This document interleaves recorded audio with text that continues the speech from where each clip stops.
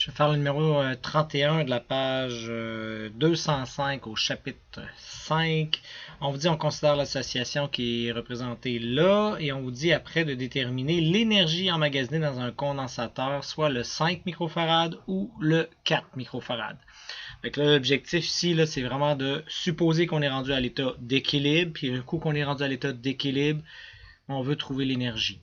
Bon, ce qu'on se rappelle, c'est nos outils, c'est Q qui est égal à CdV. Ça, c'est la première chose à se rappeler. Au niveau de l'énergie dans un condensateur, il y a plusieurs choix. On a une demi, on a Q fois dV. Sinon, on va avoir une demi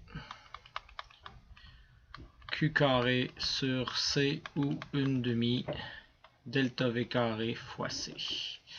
Donc, maintenant qu'on a ça, on sait qu'on peut trouver l'énergie si je connais la charge, la capacité, puis bon, etc. Mais là, il faut que je trouve la charge dans le fond. Et pour trouver la charge, ben là, je vois que j'ai un circuit. Puis ce circuit-là, ben, ça fait qu'il y a des éléments qui sont en série, en parallèle, puis ben, c'est un circuit mix. Il va falloir donc trouver peut-être la capacité équivalente, puis à partir de là, ben, je vais être capable de faire le reste. Donc, peut-être se rappeler une première chose avant de commencer, c'est quand c'est en série, en fin de compte, on ne fait pas comme les résistances, c'est plutôt le contraire de résistance. Donc, en série, on additionnait les résistances, là, mais les capacités, c'est 1 sur inversé. Puis quand on est en parallèle, là, on va pouvoir, dans le fond, additionner les capacités pour trouver la capacité équivalente. Ça veut dire quoi? Ça veut dire qu'en parallèle, delta V est toujours égal à une constante. En série, delta V est différent. Donc en série, cependant, ici, là, on va avoir la même charge, tandis qu'en parallèle, on va avoir la même différence de potentiel. Bon, bref, pour après faire le problème, bon, moi, je suggère peut-être de prendre un tableau, prendre C, on va prendre delta V, prendre Q, puis après, on fera l'énergie.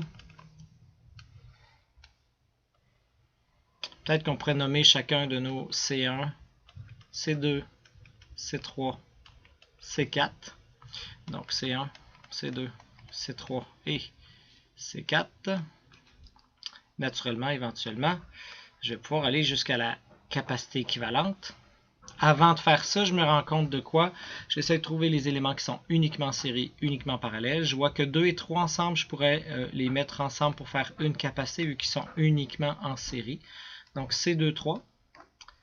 Un coup que je vais avoir remplacé C2, 3 ici par une seule chose, je vois que ça va être en parallèle avec l'autre. Donc, ça va me faire C1, 2, 3, 4, qui va devenir une seule chose. C2, 3, 4, excusez. 2, 3 et 4. Et maintenant que j'aurai remplacé toute cette chose-là ici par qu'une seule chose, on voit qu'il va être en série avec le C1. Donc, ça va me faire la capacité équivalente en bout de ligne.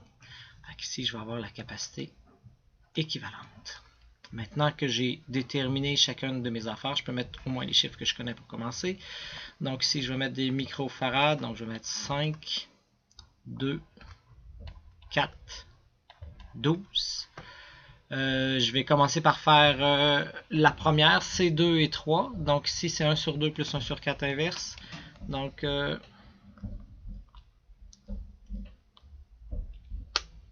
ça donne naturellement 4 tiers, donc 1,3 périodique. Ou bien 4 tiers, si vous aimez mieux. Maintenant, à ça, je vais additionner mon 12. Donc, plus 12, ça va être 13,3 périodique. Et à ce 13,3 périodique-là, ben, je vais faire 13,3 périodique inversé plus 5 inversé inverse. Et ça va me permettre de trouver la capacité équivalente de mon système. Donc 13,3 que je vais inverser plus 5 que je vais inverser. Et j'inverse ma réponse. J'obtiens 3,63 périodiques. Maintenant que je sais que j'ai une capacité équivalente, c'est comme si cette capacité équivalente était seule avec le 20 volts. Donc le 20 volts ici va se retrouver sur la capacité équivalente. Ici on est en volts. Ça va me permettre de pouvoir trouver la charge au niveau de la capacité équivalente. Donc je vais faire 20 fois 3,63. Ce qui va me donner 72,72 périodiques. Naturellement, puisque j'étais en microfarad avec des volts, ça va me donner des microcoulombs. Qu'est-ce que je vais obtenir ici? Maintenant que j'ai microcoulomb, je pourrais trouver l'énergie qu'il y a dans mon système au complet en faisant une demi Q fois V. Donc, je pourrais faire une demi ça fois ça et ça me donnerait automatiquement l'énergie qu'il y a dans mon système. Donc, je vais le faire. Donc, fois 20 et je vais diviser par 2. Ça me donne 727,27 périodiques.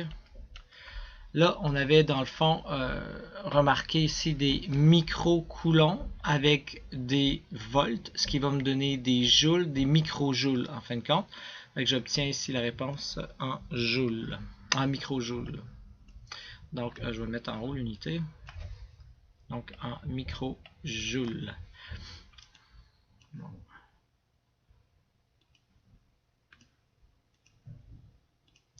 Bon, maintenant que j'ai ça, oups. Maintenant que j'ai ça ici, je vais pouvoir poursuivre. Maintenant que je sais ça, ce que je sais, c'est que j'ai trouvé que ma capacité équivalente avait un certain nombre de coulombs. Hein, donc, elle avait une charge de 72. Donc, cette charge-là, en tant que telle, rappelez-vous, c'est comme si j'avais 20 volts ici qui est là, avec une capacité équivalente. Ben, cette capacité équivalente, je la remplace par 2, comme ça, qui va être branchée à mon 20 volts. Ben, ils vont nécessairement avoir la même charge. Donc, en fin de compte, je ne sais pas si vous voyez là, mais la charge, quand vous trouvez la capacité équivalente, ça va être la charge de lui plus la charge de lui. La charge de lui et la charge de lui, dans le sens que ça va être la même chose. Donc, ici, c'est un peu ça qu'on va faire.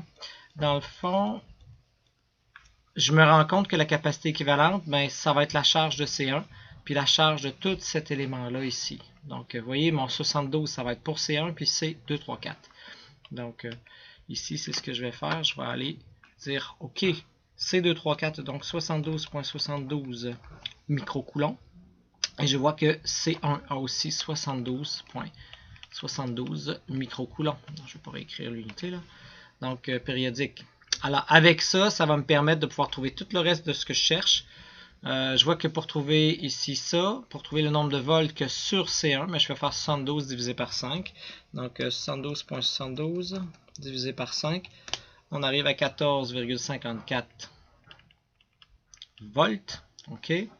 Donc, ça veut dire qu'aux bornes de lui, ici, j'ai 14 volts, 54. Et aux bornes de l'autre, ici, si je le prenais de là à là, je pourrais trouver le nombre de volts. Donc, je vais aller, dans le fond, aux bornes de la résistance équivalente qui est là, en faisant 72 divisé par 13,3. Donc.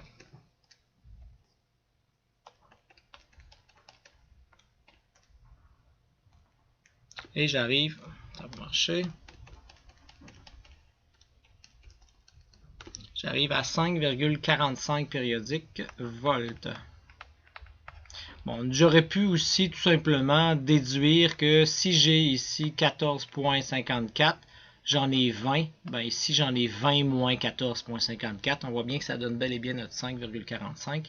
Donc, ça aurait été aussi une autre façon de faire pour trouver le nombre de volts qui est là. Mais on voit que tout ça fonctionne bien, là. OK? Donc, tout ça est logique.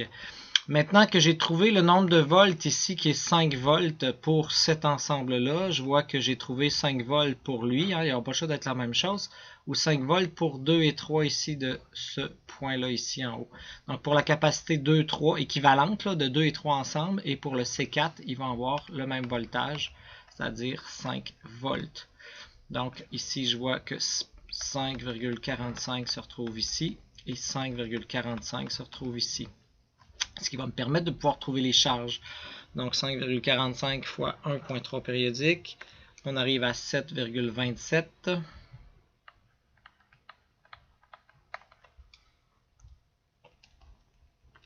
Donc, et fois 12, je vais obtenir 65,45.